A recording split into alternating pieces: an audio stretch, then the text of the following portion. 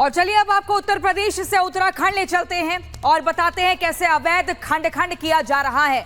Bulldozer action का जब भी जिक्र होता है तो सीधे सीधे जहन में आती है उत्तर प्रदेश की योगी सरकार, लेकिन अब उत्तराखंड के सीएम धामी भी इसी ओर चल पड़े हैं और भू माफियाओं की कमर तोड़ने में जुट गए हैं। सीधे तौर पर कहा जा रहा है जहां पर भी अवैध तरीके से कब्जा किया जाएगा तिनके की तरह मिट्टी में तब्दील कर दिया जाएगा। ये जो बुलडोजर है ये गरज नहीं रहा है, बल्कि ये इस तरीके से कहर बरपा रहा है कि जितने भी अवैध मज़ारे हैं या जो भी इमारतें हैं सब कुछ मलबे में तब्दील किया जा रहा है और एक बड़ा एग्जाम्पल सेट किया जा रहा है। कैसे, इस रिपोर्ट में देखिए।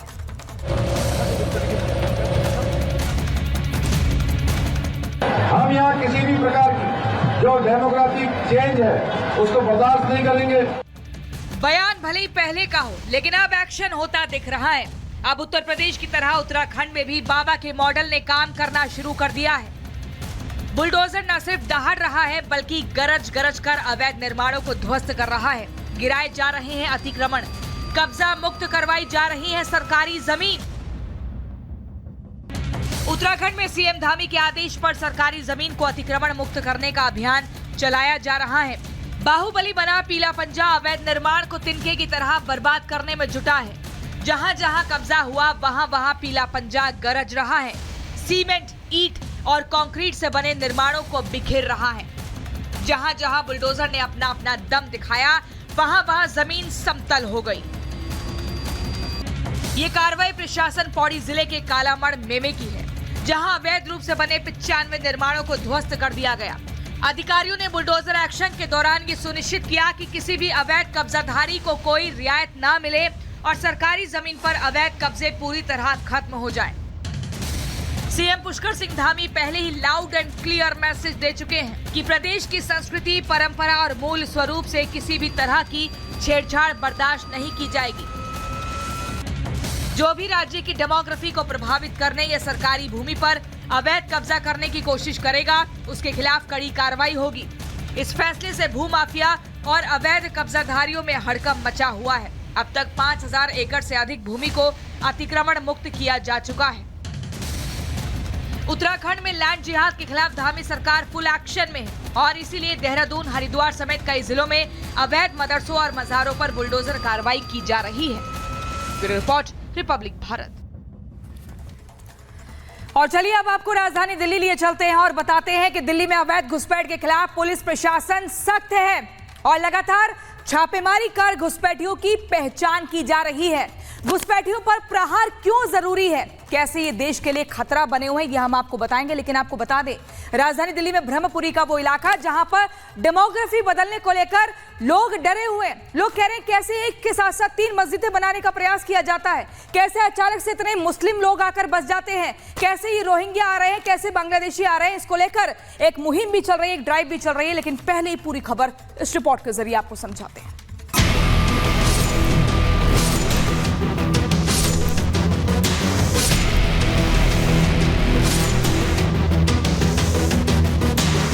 बेचना चाहती है। अभी बेचना चाहते हैं, यहाँ मस्जिद बन रही है बिल्कुल मंदिर के सामने। हम दोनों टाइम मंदिर जाते हैं, हमें डर लगता है कोई हमारे साथ हादसा ना हो जाए। लड़कियों को बदतमीजी बोला जाता है, लफ्जियात के मामले बढ़ते हैं, लैंड जिहाद के साथ साथ लफ्जियात भी बढ़ता है।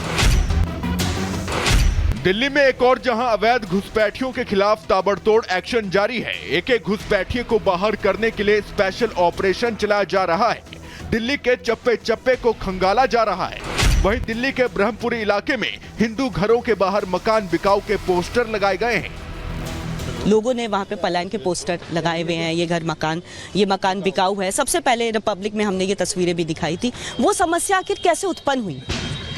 देखिए, समस्या कोई नई नहीं है। ब्रह्मपुरी से हिंदुओं का पलायन बहुत पुरानी समस्या है। यहाँ पर कुछ 27-28 गलियाँ हैं और 27-28 गलियों के बाद सीलमपुर लगता है। तो सीलमपुर जो फैलता जा रहा है, आज की डेट में वो सीलमपुर 3 नंबर गली तक आ चुका है। तो ये बहुत चिंता का विषय है। ये जो समस्या उभरी है ये एक दिन में नहीं उभरी है, ये लंबे समय से उभरी है और जो पुराने प्रशासन थे उनके सहयोग से उभरी है।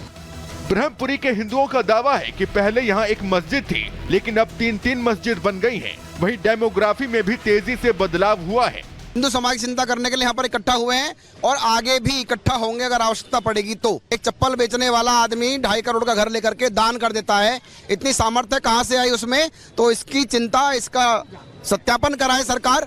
अब यहाँ पर क्या है कि इसका समाधान यही है कि यहाँ का हिंदू समाज खड़ा हो जाए। प्रशासन पूरी तरीके से ना तो 2020 में साथ दिया, ना आज साथ दे रहा है। हमें आपस में बैठ के आपस में ये मंत्रणा करने की भी अनुमति नहीं है कि हम अपनी सुरक्षा कैसे करें। ऐसा क्या उपाय करें कि हम अपना मकान ना बेच के हमें जाना पड़े। वो नॉन अथॉराइज, मतलब वहाँ अनुमति नहीं उसकी नॉन मस्जिद बनने की, क्योंकि MCD नहीं बनने देगी और विभाग नहीं बनने देंगे तो मस्जिद तो वो नहीं बनेगी और मस्जिद बननी भी नहीं चाहिए। अब सवाल ये कि आखिर ब्रह्मपुरी की डेमोग्राफी में बदलाव कैसे हुआ? कैसे यहाँ रहने वाले मुस्लिम परिवारों में बढ़ोतरी हुई या कहीं और से आकर मुस्लिम परिवार बसे? क्यों बेचना चाहती है? अभी बेचना चाहते हैं, यहाँ मस्जिद बन रही है बिल्कुल मंदिर के सामने। हम दोनों टाइम मंदिर जाते हैं, हमें डर लगता है कोई हमारे साथ हादसा ना हो जाए, क्योंकि लोग बाग कह कर कमेंट कसते हैं, कुछ ना कुछ बोलते निकलते बढ़ते कमेंट करते हैं। हाँ जी। तो आपको लगता है कि परिवार का रहना यहाँ मुश्किल है? बहुत मुश्किल है। पिछले कुछ सालों में दिल्ली में जगह जगह कई अवैध बस्तियों में इजाफा हुआ है। बड़ी संख्या में घुसपैठियों का बसेरा बढ़ा है, जिन्हें दिल्ली से आउट करने के लिए बड़े स्तर पर स्पेशल ड्राइव चलाई जा रही है। दिल्ली प्रशासन की टीम हर रोज अलग अलग बस्तियों में जाकर दस्तावेज चेक कर रही है और संदिग्ध मिलने पर थाने बुलाकर कड़ी पूछताछ की जा रही है। जितने भी ID प्रूफ उनके पास है, जैसे वोटर ID कार्ड हो गया, पैन कार्ड हो गया और आधार कार्ड हो गया, उनको वेरीफाई किया जाता है। अगर जिस पर सस्पेक्ट होता है उसको भी वेरिफिकेशन के लिए जहाँ का वो बना होता है उस कंसर्न डिस्ट्रिक्ट में भेजा जाता है और अगर इलीगल होता है तो FIR में पेश करके फिर उनको डिपोर्ट किया जाता है। अवैध घुसपैठ कर देश में आने वाले सबसे ज्यादा बांग्लादेशी नागरिक हैं, क्योंकि पश्चिम बंगाल से बांग्लादेश की लंबी सीमा लगती है। पश्चिम बंगाल से लगने वाली सीमा पर जंगल, नदी और नाले हैं, जिन्हें पार कर घुसपैठिए बस ट्रेन के जरिए दिल्ली और बाकी राज्यों में पहुंचते हैं। सीमा के दोनों ओर बॉर्डर क्रॉस करने वाले गिरोह सक्रिय रहते हैं। पहले से रह रहे घुसपैठिए नए घुसपैठियों की मदद करते हैं। बहुत साल पहले कोई प्लॉट लिया गया और रहने के लिए लिया गया और उसमें फिर बाद में नमाज पढ़नी चालू कर दी गई और उसके बाद फिर अभी अचानक इन्होंने 12 नंबर गली में एक प्लॉट ले लिया और प्लॉट लेके ये लोग उसमें कुछ मस्जिद बनाने लग गए और उस प्लॉट के सामने ही मंदिर है, शिवालय मंदिर है। तो मैं क्या जरूरत है यहाँ पे इसको बनाने की? कहीं ना कहीं वो कार्रवाई रोकेंगे और कानून के तहत उसमें सील होगा तो सील होगा, बंद होगा तो बंद होगा, जो कानून के तहत। और जांच जिनसे काम कर रही है, अपना जांच हो रही है। जो चोरी छिपे बॉर्डर पार कर देश में सालों पहले आए और अब यहाँ के नागरिक बनकर भारतवासियों के हक पर अपना हक जताते हैं और परिवार बढ़ाकर देश में अपनी आबादी भी बढ़ा रहे हैं, जिससे दिल्ली ही नहीं उत्तराखंड, राजस्थान समेत पूरे देश की डेमोग्राफी में बड़ा फर्क आया है। आंकड़ों की माने तो साल 2001 से 2011 के बीच हिंदुओं की आबादी 0.7% कम हुई है, वहीं 0.4% मुस्लिम आबादी बढ़ी है।